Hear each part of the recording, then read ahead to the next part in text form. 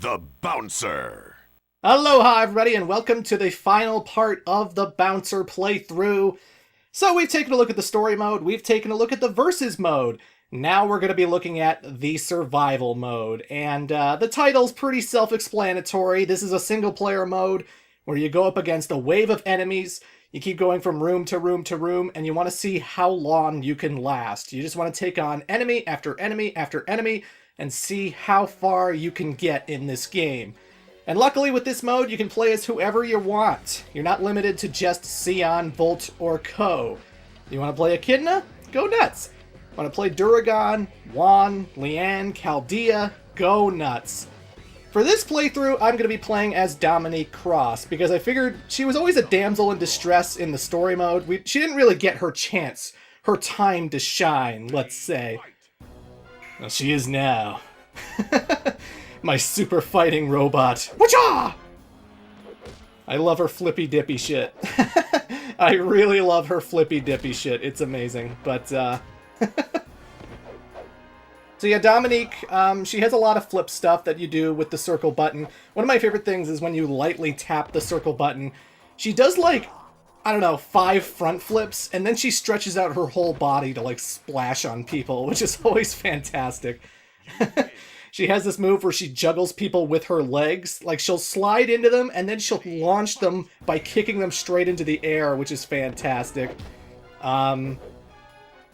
Every character has a whole bunch of special moves. So, like, when you hold the L1 button and then push one of the face buttons, she'll do something different compared to if you weren't holding the L1 button. So, like, pushing L1 and then pushing triangle will make people launch into the sky. Like, Dominique will just do this incredible uppercut, which is great for not only launching people and making them run into their friends and stuff, but it's also great because they'll land and it gives you plenty of time to, like, kick them when they're down or to jump on them when they're down, because when you hold the circle button and do your flippy stuff, you can actually land directly on a downed opponent and break their spine. It's amazing. Whoa! That's gotta hurt. That has got to hurt. But because this is a survival mode, you don't get any health refills in between screens. None whatsoever. There are no health pickups in the game, and unless there's an ability that I'm missing out on, an ability that I have not heard of in the entire time that I've been playing this game, I don't believe anyone can recover their own health. I don't believe Duragon has some ability where he just, like, magically wills his health back or something, so I don't believe that's a thing. But, gotta be real careful. Make sure your block button is being used appropriately, because it doesn't take a lot of effort to drain your health. Especially with Dominique, because her health bar is actually a little bit smaller than other characters. Because she's so strong, they balanced her out by making her health bar just a little bit smaller, just a little bit thinner. Which in hindsight, when I'm choosing to do a survival mode, probably not the best decision to pick a character with low health, but, ooh! How do you like that axe handle? Break your skull! Ready. Of course, we're dealing with every single enemy type, not just security guards. We got robots, we got cyber dogs, we got the thin robots who like to whack, whack, whack.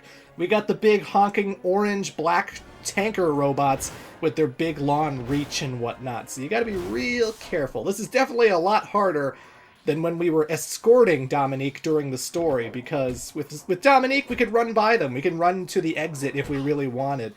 With this mode, we can't exit the arena unless every single opponent is dead. So I gotta kill this dog.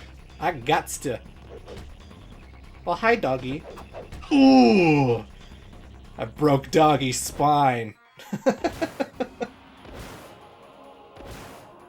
Look, just because I'm a cat person does not mean I am purposefully trying to hurt dogs in every video game I play. Compared with Bully and now this, it's a complete coincidence, okay? I didn't mean to punch that dog in Bully. That's what happens. That's what happens. Ugh.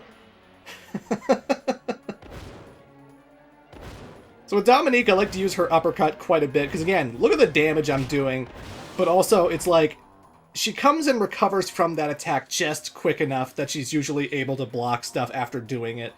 and I like to spam it quite a bit, especially with the robots who always take stun damage, or at least they always get stunned whenever you hit them with anything, so yeah. The good thing about survival mode is that you can use all of the alternate costumes that every character has. So if you want Dominique to be wearing her yellow coat that she was seen with in cutscenes, that's a costume. If you want alternate colors, like if you don't want this blue Zero Suit Samus kind of getup, you can have a white Zero Suit Samus kind of getup. I know this game kind of predated Samus being in a weird Zero Suit thing, and really this isn't even the Zero Suit. I'm thinking more of like those endings in the GBA Metroid games. I think it was Metroid Fusion where she had an outfit kind of like this. You know what I'm talking about, right? You know what I'm talking about, right? Unless Metroid Fusion did come out before this. This was like a 2000 game. Metroid Fusion I thought was a 2002 game. So I'm pretty sure Bouncer came first. I'm pretty sure. Although, she did have the outfit in Super Metroid, didn't she? Look, I'm not a Metroid expert, okay? Don't yell at me. I don't care. I'm not interested in you yelling at me because I think Metroid Prime is overrated. Get over it! Get over it! And here come the hate mail. But, no one's watching this. This is the Bouncer playthrough. But yeah, I'm almost half health, which is not good, not good. Not good at all. But whatever, I'll see how far I can get. I'll see how far I can get. Again, I am amazed that, like, R2-D2 is a robot. Like, an enemy in the Bouncer. And let's just have a little droid robot come up to Sion and Volt & Co. and it tries to, like, taser them and stuff. Oh, sure, let's make R2-D2 an enemy. Why not? Why not? Why not? We're Squaresoft. We can do whatever we want. We make Final Fantasy. Ever since Final Fantasy VII, everyone loves us. We can do whatever we want. Though to give proper credit, this game was developed by Dream Factory. It's published by Squaresoft, but, you know, it's got a lot of collaboration there. Tetsuya Nomura designed the characters. I get the feeling Squaresoft had some involvement with this game, other than just being a publisher, but, you know, all the craziness, all the batshit insanity, that all has to be blamed on Dreamsoft. Tetsuya Nomura did not make the story for the Bouncer, in case you were wondering, because some people might think about, like, the crazy batshit weirdness of the Kingdom Hearts series, and they might think, like, did Tetsuya Nomura write the Bouncer? No, no, no. It was someone else. Tetsuya Nomura did not write the Bouncer, I'm afraid to say. It's a very similar game in its oddballness. And there are references to the Bouncer in Kingdom Hearts, but, you know, that's about it. That's about the extent of it. Nothing too crazy. Ow, my face! Yeah. Oh, oh, oh. Game over. I can't beat it with Dominique. I'm sorry. I tried over and over and over again, so I decided to cheese it with PD4 instead. PD4, if you remember, was the clone robot man that we had to defeat in order to save Dominique after already saving her. We only encountered him once in the story mode, but we could still play as him in survival and in multiplayer, and PD4's got that fucking whip arm, which is so good for taking out crowds of enemies. Just crowds upon crowds of enemies. And would you believe I actually cheesed survival mode single-handedly using this one ability, spamming it over and over and over and over and over again, and I wouldn't do anything else. I just kept using the whip arm. Seriously. And it worked! It worked, you know? PD4's got a bigger health bar than Dominique. The reach, I guess the enemies don't really know how to react to it sometimes. Sometimes they block it, sometimes they don't. Sometimes you're just like, wow, I didn't think he'd hit me from that far away. What the hell? What the hell?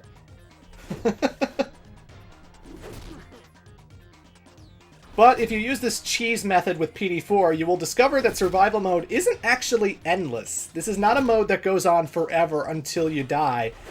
It does actually have an ending. There are 50 combatants in survival mode, and you want to see if you can make it to the 50th guy and defeat them. So I've beaten 49. Survival stage 10.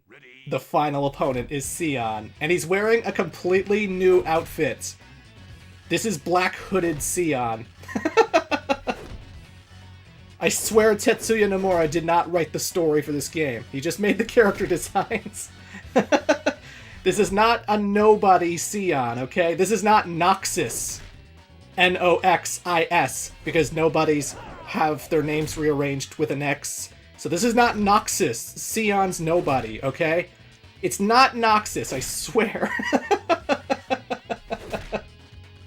But if you beat survival mode, if you get all the way to the 50th guy, which is Sion in his black hooded outfits, and then you manage to defeat Sion, then you unlock that costume for multiplayer. You can actually be black hooded Sion in the multiplayer and in survival mode, and you will unlock this costume for him. And the way to activate it is to hold L2, R2, L1, R1, and then push X when you're highlighting on Sion's face. That's how you unlock this costume. But you have to beat survival mode first. You have to beat survival mode first. Just like I did right there. Aw, yeah. It took me a lot of tries in order to achieve this. I even tried with Duragon, but Duragon I didn't find that easy. So yeah, PD4, he's the way to go. PD4 is how you beat survival mode. But I did it! I've done it! I actually beat survival mode, yeah. I cheesed it, but I still did it. So I figured I'd just have one more multiplayer match just to show off black hooded Sion, as well as Dominique in her yellow coat. Ugh! You can see how a proper player uses her.